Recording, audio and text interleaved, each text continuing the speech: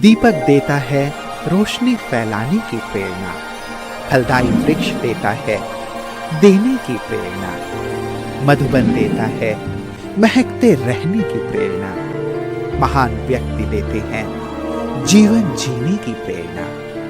आओ प्रेरणा से दें हम सभी को प्रेरणा।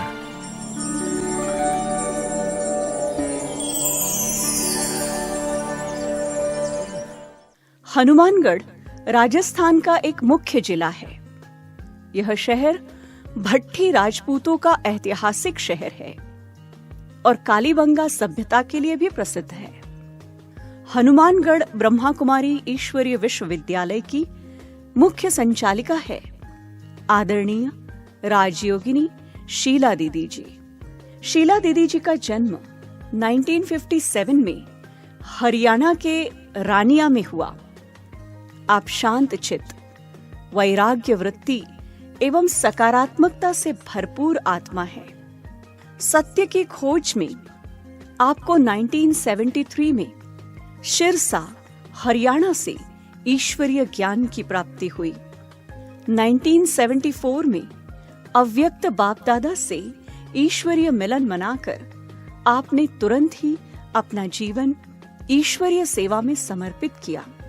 1975 से सिरसा, फतेहाबाद, डबवली एवं लुधियाना में सेवाएं देते हुए 1982 से आप हनुमानगढ़ में स्थायी रूप से सेवाएं दे रही है।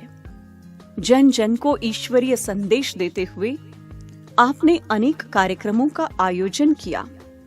वर्तमान समय आपके नेतृत्व में एक सेवा केंद्र एवं 10 गीता पाठशालाओं में 500 से भी अधिक ब्रह्मा कुमार कुमारियां ईश्वरीय पालना का आनंद ले रहे हैं।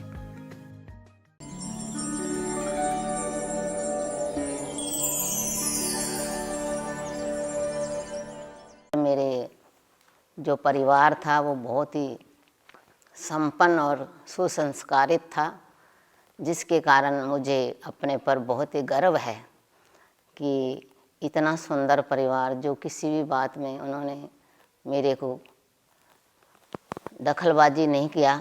जो मैं चाहती थी, जैसा मैं चाहती थी वैसा ही उन्होंने मुझे पूरा सहयोग दिया।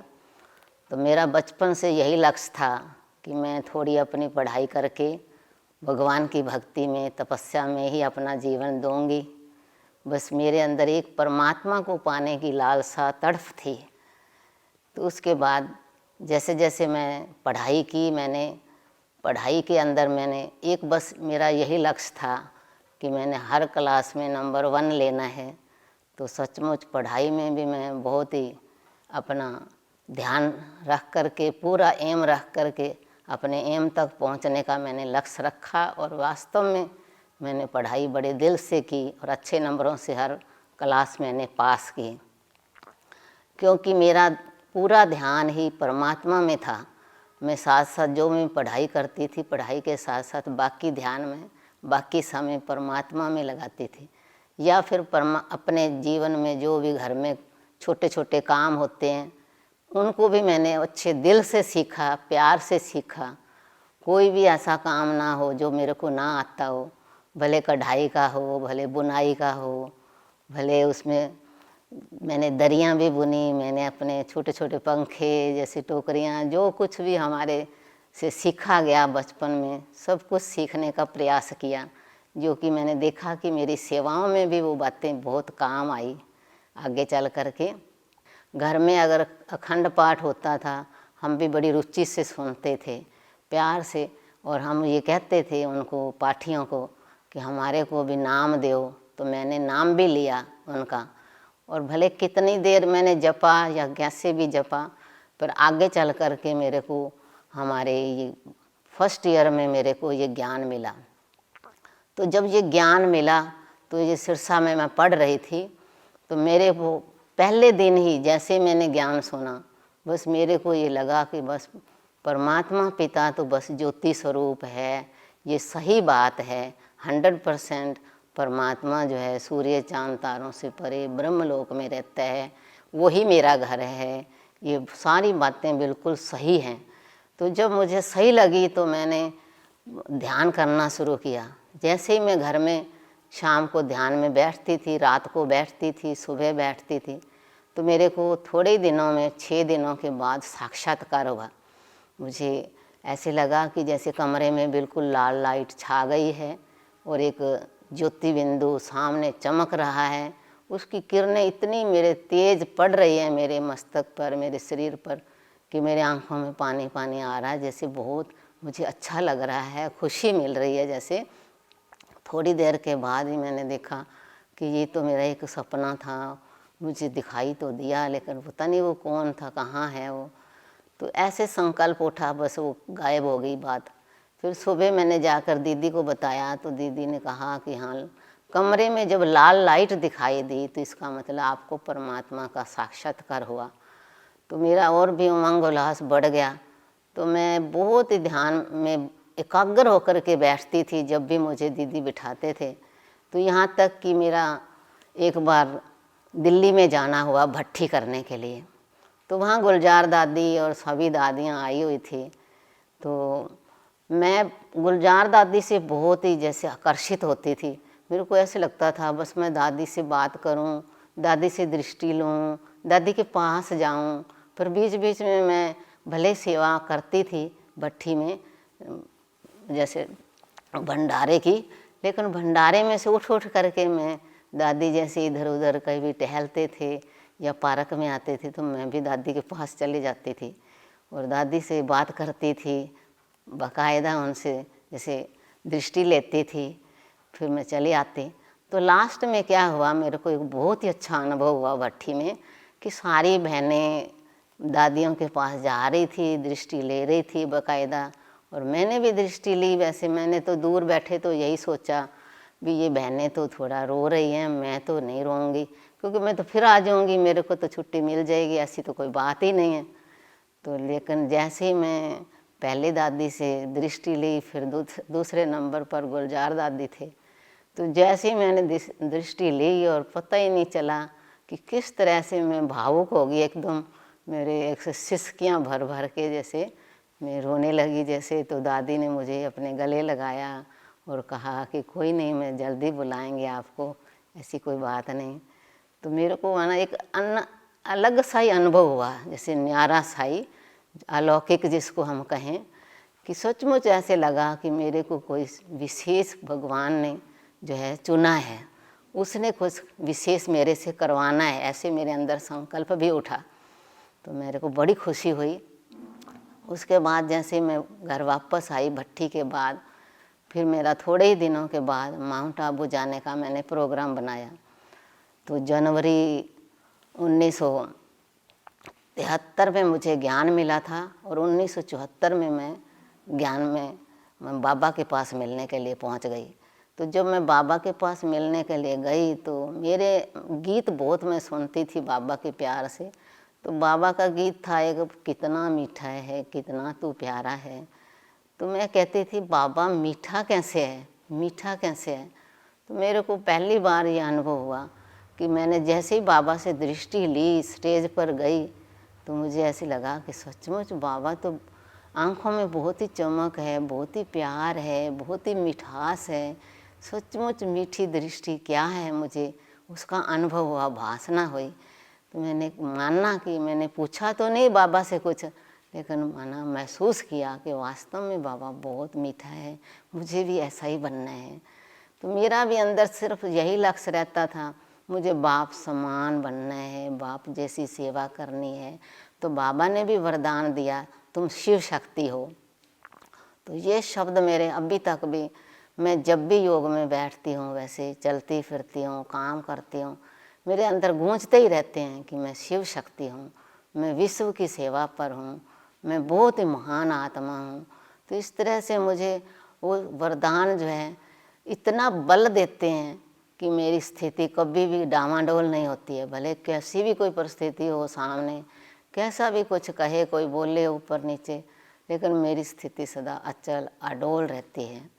तो इस तरह से मेरा जीवन परमात्मा ने कैसे थामा और किस तरह मुझे आंचल में अपना अनुभव कराया, तो मैं उसके आधार पर ही मैं अपने लौकिक परिवार को छोड़ सकी या उनसे मैं कुछ अलग हो सकी इस सेवाओं के लिए। उन्होंने तो मुझे बहुत मना किया कि हाँ आप कैसे, आप घर में रहकर आपको सब प्रकार की हम सुविधाएं देते हैं, आपकी अलग कोठी बना देते हैं, अलग साधन देते हैं, कुछ जो चाहिए जैसा चाहिए वैसा प्रबंध कर देते हैं। लेकिन मैंने कहा नहीं, बस मुझे तो दीदियों जैसा बनना है। उन्होंने कहा आप दीदियों के दर्शन करके आ जाओ ना। मैंने कहा दीदियों के दादियों के मैंने दर्शन तो मैंने कर लिए, लेकिन अब मैंने बस वहाँ रहना है, मेरा लक्ष्य यही है, बस मैंने उनके साथ रहकर ऐसे ही बनना है जैसे वो बनी हुई हैं, सेवा कर रही हैं, मुझे ऐसा ही लाइफ जीवन बिताना है। मैंने सोचा अभी ठीक है, थोड़ा भी संकल्प मेरा चलेगा कोई कमज़ोर, तो मेरे मम्मी या मतलब परिवार का भी मना खिंचाव होएगा, मुझे उनको आकर्षण होएगा या उनको बना हमारा मुँह खींचेगा, तो ये भी एक बाधा है मेरी तपस्या में। तो इस तरह मैं फॉर्मेलिटी करने के लिए कह दो, उनको राज़ी करने के लिए कह दो, सबसे फिर मैंने मिलना चालू किया। उनको जैसा भी मैंने सम्मान दिया, देना चाहिए था मुझे समय प्रति समय, जैसे मैं शादी में भी जाती थी, मुरादी में भी जाती थी, लेकिन जब मैं मरने पर जाती थी तो मेरी एक सचमुच ही एक न्यारी और प्यारी स्थिति रहती थी। मैं चेक करती थी, महसूस करती थी भी सचमुच मैं पक्की हूँ इतनी।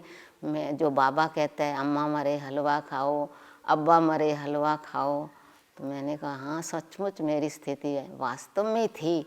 मैं उनको दृष्टि देती थी बाकायदा, आगे खड़ी होकर के, पिताजी के सामने खड़ी होकर, मम्मी के सामने खड़ी होकर जब शरीर छोड़ा तो मैं काफ़ी देर बैठती थी और अपने को चेक करती थी कि हाँ मैं बाबा से शक्ति लेकर उनको बराबर दे रही हूँ। और मैंने जब भी उनका वर्तमान में भी जब वो थे तब भी मैंने ये फील किया कि जब जब मेरे पिताजी की कोई स्थिति ऊपर नीचे होती थी, कई बार कोई परिस्थिति के कारण, तो वो सचमुच मेरे गोदी में सिर भी रख देते थे। वो कहते थे हाँ सचमुच आप तो देवी हो। तो वो देवी की भाषा उनको घर में माना रहती थी। ऐसे नहीं कह सकते कि हाँ मैं ऐसे नाम से ही अपने को देवी मानती थी। तो सचमुच जो है मैंने घर में किसी के जीवन में ना कभी इंटरफेयर किया, ना उन्होंने मेरे जीवन में कभी इंटरफेयर किया। तो ये परिवार का मुझे बहुत बड़ा सहयोग मिला और आज तक भी वो मिल रहा है। तो ये ऐसा परिवार जो मैं कहती थी सोने जैसा है, इतना वो सहयोगी है, दिल जान से सब पर मेरे ऊपर कुर्बान करने के लिए वो तैयार हैं। लेकिन फिर भी बाबा कहते हैं इनको भूलो। मेरे अंदर ये बड़ा क्वेश्चन उठता था, तो मैं सोचती थी भी ये क्या कहता है बाबा। लेकिन मैंने धीरे धीरे महसूस किया कि हाँ उनकी याद तो मेरा दिमाग जो है ना टेंशन में ले आता है, दुख आ जाता है, थोड़ा भारीपन आ जाता है कई बारी कोई बात मैं याद करती हूँ तो इसलिए बाबा मुझे कहता है कि एक बस मेरी याद में जितना रहेगी उतनी शक्तिशाली बनेगी, उतनी पीसफुल रहेगी। तो सचमुच इस चीज़ का भी फिर मैंने अनुभव किया।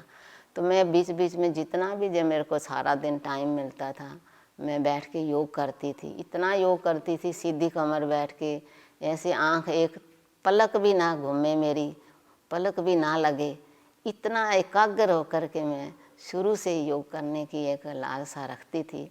और वो भी मेरे को बाबा ने बहुत बल दिया है और आज भी मैं महसूस करती हूँ कि वास्तव में मैं एक विश्व की सीट पर हूँ और बाबा के कार्य में विश्व की आत्माओं को साइलेंस का अनुभव कराने के निमित्त हूँ। ये कोई कम बात है, तो सर्वश्रेष्ठ भाग्य है तो इस दुनिया में मेरा है। ऐसे ऐसे मेरे अंदर सदा नशा रहता है, खुशी रहती है अंदर से और बल रहता है मेरे अंदर। भले मैं शरीर में किसी भी तरह से थोड़ी ऊपर नीचे कभी होती भी हूँ, लेकिन ये बल जो है मुझे कभी भी ये फीलिंग नहीं लाने देता कि हाँ मैं किसी भी बात में कमज़ोर हूँ। तो इस तरह से एक मैंने छोटी सी बात सुनी थी, वो भी मेरे दिल में घर कर गई। कहते हैं कि गृहस्थी तो अपनी जैसे अपनी जिम्मेवारी संभालते हैं, अपना धर्म निभाते हैं, तो फकीर भी बनने के बाद कोई धर्म होता है।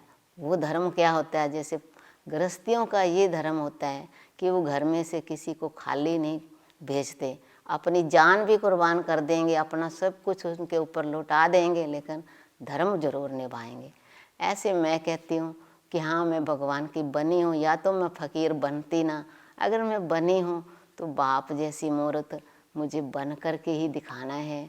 बाप को बड़ा नाज होना चाहिए मुझ आत्मा पर, और विश्व को भी होना चाहिए, एक दिन विश्व को भी होगा कि हाँ वास्तव में जो है ये कोई आत्माएं श्रेष्ठ हैं, विशेष हैं, कोई हमारे आगे पूजनीय हैं, हमारे कुछ पूर्वज हैं। ऐसी भाषणा उनको भी हमने दिलानी है। तो इस तरह से मेरा सेवाओं में जो है ये बाबा के साथ का अनुभव रहता है। वर्तमान समय में मैं ज़्यादातर अपने ऊपर यही अटेंशन दे रही हूँ कि मुझे बस इस दुनिया से, अब इस शरीर से डिटैच रहना है। जहाँ तक हो सके सारा दिन बस परम धाम में उस पावरफुल शांति का और शक्ति का मुझे खुद अनुभव करना है, और दूसरी आत्माओं को भी बराबर वाइब्रेशन दे करके हर जगह जहाँ भी कोई बैठा है, भले वो हॉस्पिटल में है दुखी हैं, भले वो मंदिरों में कोई भक्ति कर रहा है, भले कोई कैसे भी घर गृहस्थी के अंदर जाल में फंसा हुआ है, हर प्रकार से परिस्थितियों में घिरा हुआ है, लेकिन मुझे उनको परमात्म अनुभव कराना है, एक सुखद अनुभव करवाना है अपने जीवन में। उनके जीवन सुखी हो जाए और सच्ची वो शांति का अनुभव कर लें अपने जीवन में। बस मेरा जब भी मैं सवेरे उठती हूँ तो उनको सामने लाती हूँ, सारी विश्व की आत्माओं को ऐसे सोचती हूँ ये मेरा परिवार है। अगर मुझे इतना ऊंचा सब कुछ मिला है तो इन सभी आत्माओं को भी वो चीज़ अनुभव होनी चाहिए, मिलना चाहिए। बस यही एक लालसा लगन अंदर लगी रहती है। तो जब भी कोई आता है तो मैंने ये भी महसूस किया है कि भले कोई गरीब आए, भले कोई अमीर आए, भले कोई दुखी आए, कोई टेंशनफुल आत्मा आए, लेकिन मुझे उन्हें बड़े प्यार से आधा घंटा 15 मिनट जो भी उनके पास टाइम होता है, भले उनके पास घंटा होता है, लेकिन फिर भी मुझे वो घंटा ज़रूर निकाल के उनको देना है पहले, बाद में अपने शरीर का ख्याल करना है।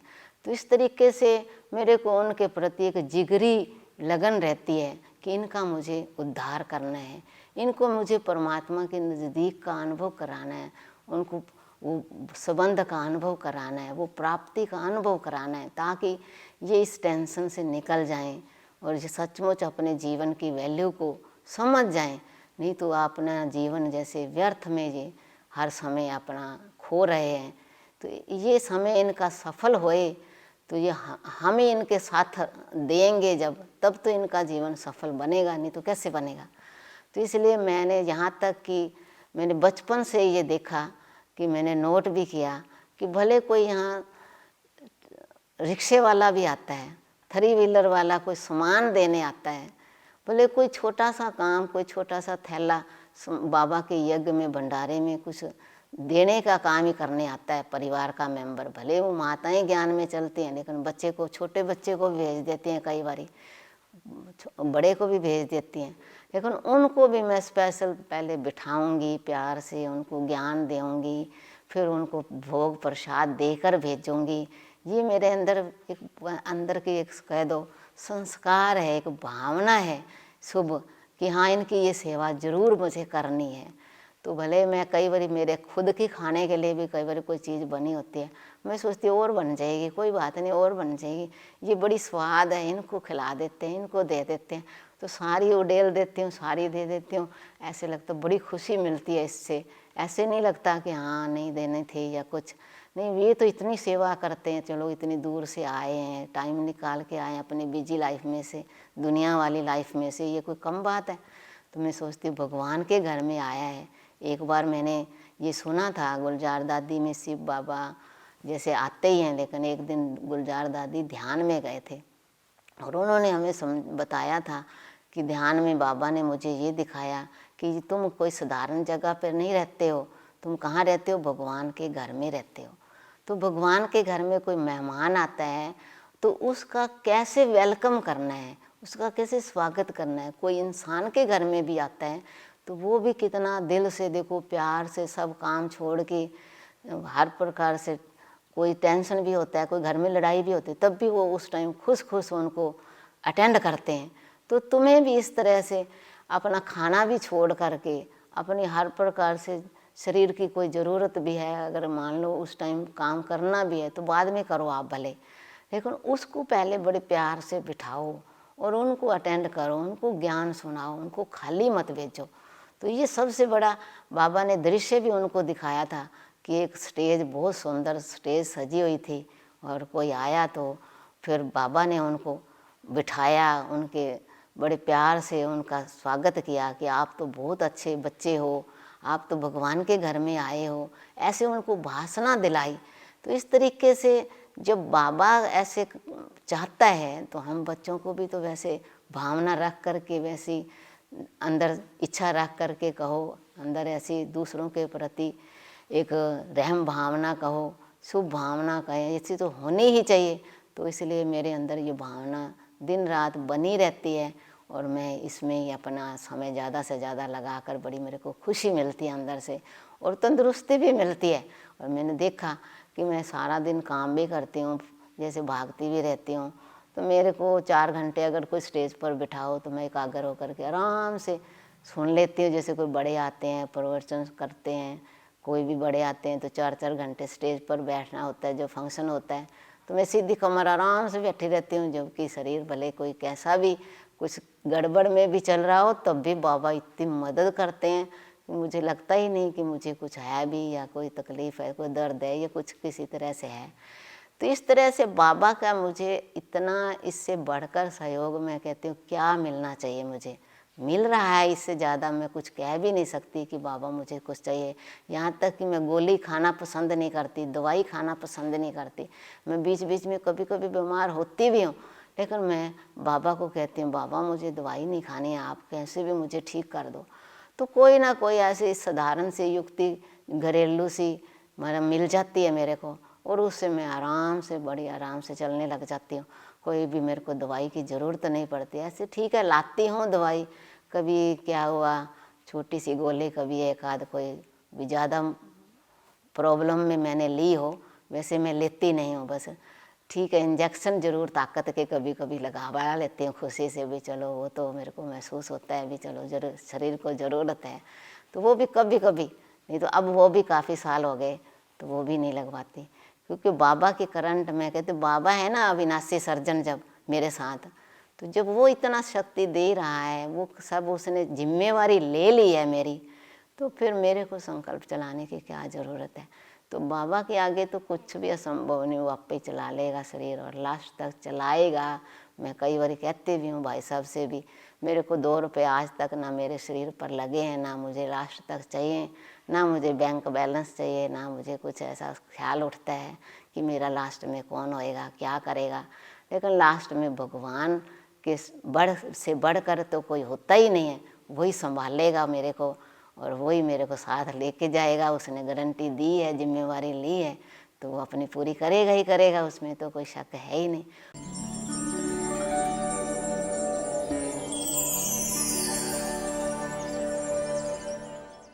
दीदी जी बिल्कुल नष्टोमोहा, वैरागी, त्यागी, तपस्वी हैं। दीदी जी बहुत बेफिक्र बादशाह हैं, सब कुछ करते हुए एकदम हल्के हैं। कितनी भी बड़ी सेवाएं होए, अगर मैं दीदी से किसी समय भारी भी हो जाती हूँ, दीदी इतना विस्तार है सेवाओं का, कैसे संभलेगा। दीदी ने कहा आपने थोड़ी ना करना है, बाबा करना है। और सच में ऐसा अनुभव करते हैं कि दीदी ऐसा बिल्कुल फील करते हैं जैसे रूही हैं, हल्कापन है। सेवाएं तो सभी करते हैं, लेकिन दीदी कभी भारी होकर सेवा नहीं करते। दीदी ने हमें हमेशा यही सिखाया है, सेवा करनी है, लेकिन ऐसी सेवा करनी है जो मन से, तन से हल्के होकर करो, नहीं तो वो सेवा सेवा नहीं है। दीदी हमेशा हमें सिखाते हैं कि आप सच्चे दिल पर साहिब राजी है, अगर सेवा ही करनी है तो फिर उसमें मैं और तू कैसा, बस मैं और मेरा बाबा, इतना ही दीदी ने मुझे सिखाया है। त्याग की जो इनके अंदर गुण है, मैं इनसे बहुत प्रभावित हूँ। क्योंकि अक्सर हम सभी बहुत सी चीज़ें पाने की इच्छा रखते हैं, लेकिन इनके अंदर कोई ऐसी इच्छा नहीं है कि मुझे ये मिले। हर तरफ से ये मान लो उसको आर्थिक रूप से भी ये उसको कम से कम खर्चा, जो 100 रुपये वाली चीज़ है वो 5 रुपये खर्च करना चाहते हैं। मतलब 5 रुपये मिल जाए तो अच्छी बात है। तो दूसरों का भी सफल करते हैं और अपने भी बचत करके भी सफल करते हैं। जैसे वो तन से हल्के हैं, वैसे वो मन से भी सदा हल्के रहे। हमेशा प्रेरणा दी, निरहंकारिता की मूर्त हैं। तो ऐसी त्याग, तपस्या, निश्चय बुद्धि एक बल एक भरोसा, नम्रता, सादगी, जो दीदी के बहुत सारे गुण हैं, वो हमें प्रेरणा देते हैं कि कैसे हम अपने सेवा क्षेत्र पर रहते हुए भी हर कार्य को अच्छे तरीके से कर सकें। तो ऐसी दीदी जी के लिए हमारे लिए बहुत बहुत आभार, बहुत बहुत उनके लिए वंदन है।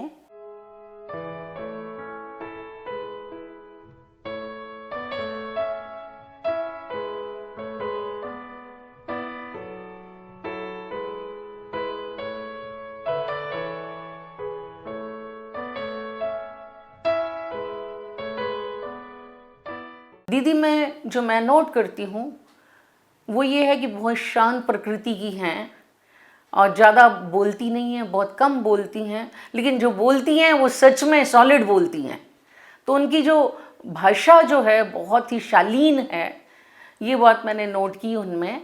और दूसरी बात जो है, उनका समझाने का तरीका बहुत सौम्य है, जो लोगों को बहुत जल्दी एक टीचर की तरह समझाती हैं, जो लोगों को बहुत जल्दी समझ में आता है। शीला दीदी से बहुत से गुण हमने धारण किए। शीतलता का गुण जो है, नम्र चित्त का गुण है, और सहज भाव से सहज कार्य करने का गुण जो है हमें उन्हें धारण किए। आज भी उनकी भाषा जो है नम्र चित्त है, और वही भाषा जो है हमें खींचकर इस ज्ञान में लेके आई है। उनका व्यक्तित्व इतना प्रभावित करने वाला है कि हम लोगों का बार बार मन करता है कि हम उनसे मिलें और उनके द्वारा जो सकारात्मक ऊर्जा है उसे प्राप्त करें और अपने जीवन को सफल बनाएं।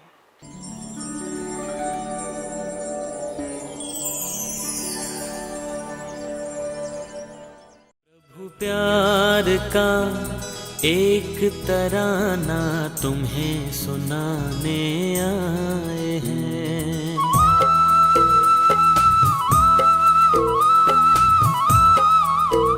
प्रभु प्यार का एक तराना तुम्हें सुनाने आए हैं।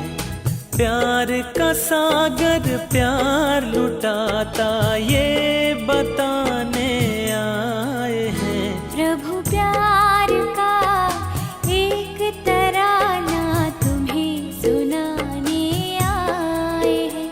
प्रभु प्यार का एक तराना तुम्हें सुनाने आए हैं।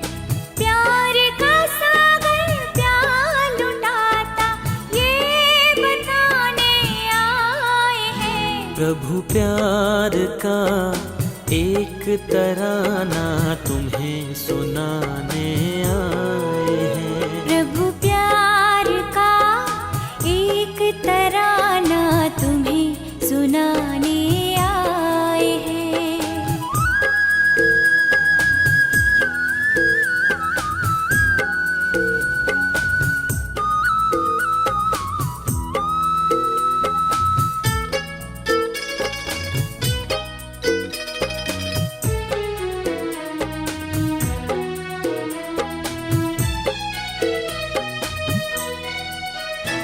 सुगंध चाहिए फूलों की तो फूल से नाता जोड़ो।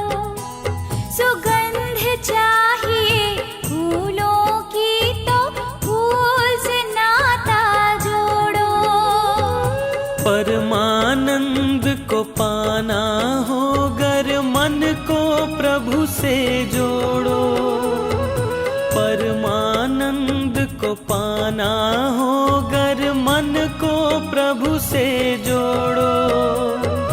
मूल वतन के रहने वाले स्थूल वतन में आए हैं। प्रभु प्यार का एक तराना तुम्हें सुनाने आए